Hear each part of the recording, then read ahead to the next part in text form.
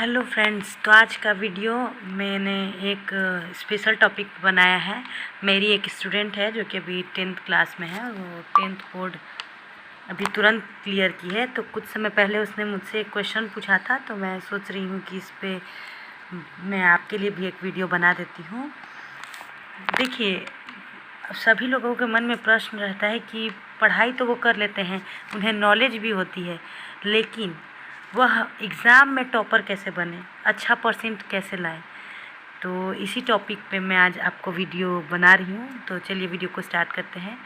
इसमें आपको कुछ पॉइंट्स पे बहुत ही ज़्यादा ध्यान देना होगा।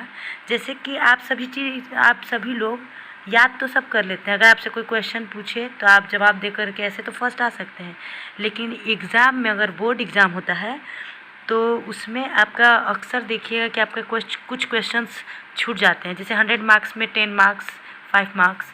तो अगर 100 मार्क्स में 10 मार्क्स का अगर आपका छूट जाता है तो आपका 10% तो ऐसे ही कम हो गया। तो उसके लिए आपको एक उपाय करना है कि जो भी चीज़ आप याद करें उसको लिखें, क्योंकि आपका राइटिंग प्रैक्टिस नहीं होगा। तो जैसे आपको एक चीज़ का ध्यान देना है कि जो क्वेश्चन का आंसर आपको याद हो रहा है उसको बिना देखे आप कितने देर में लिख पा रहे हैं।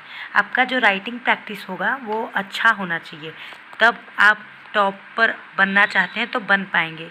दूसरा है कि मैं आपको एक उपाय ये बताती हूँ कि आप एक सेट लीजिए। जैसे मार्केट में सेट आता है, तो 3 घंटे का आप पिछले साल का क्वेश्चन पेपर उठा करके और आप अपना सारा तैयारी करके और बैठिए, और टाइम से 3 घंटे के अंदर आप देखिए कि पूरा क्वेश्चन बना पा रहे हैं कि नहीं।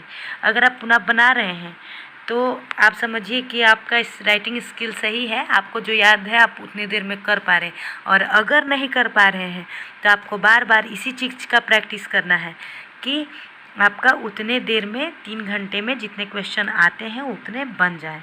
अब एक और इस पे आपका ये ज़रूर होना चाहिए कि जैसे मैथ के लिए मैं स्पेशल बताऊंगी कि रोज़ आपको 30 to 50 क्वेश्चंस करने हैं, क्योंकि अक्सर आपका जो सॉल्यूशन है उसमें आप थोड़ा सा फंस जाते हैं। अगर आपका डेली का मैथ का प्रैक्टिस रहेगा क्वेश्चन बनाने का, तो आप उसको एग्ज़ाम में आपको लगभग, जैसे कि होता है ना कि आप मल्टीप्लाई डिवाइड में आपको ज़्यादा टाइम लग जाता है, तो अगर आप रोज़ रोज़ क्वेश्चंस करेंगे तो आपका प्रैक्टिस बन जाएगा, और प्रैक्टिस बन जाएगा तो आप कभी भी मैथ के एग्ज़ाम के दिन आपको ज़्यादा दिक्कत नहीं होगी सॉल्यूशन करने में।